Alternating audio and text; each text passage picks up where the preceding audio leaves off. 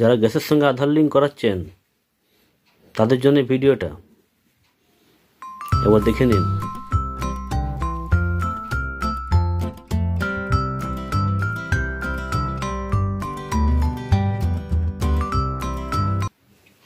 মনে হয় যেটা তুমি কোনো মাঝরাতে উঠে এরকম আধার লিঙ্ক বলে চেঁচাচ্ছিলে কেন?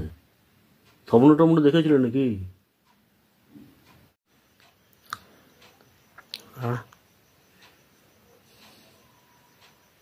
আমার গ্যাস হয়ে গেছিল। মানে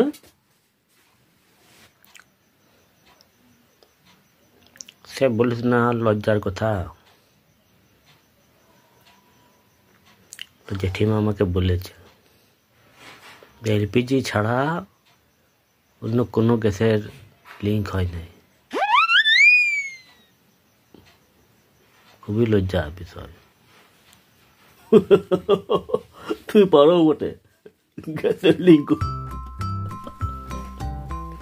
আপনারা সব শুনলেন তো, এলপিজি ছাড়া অন্য কোনো গ্যাসের লিঙ্ক আধারের সঙ্গে হয় নাই। মনে রাখবেন।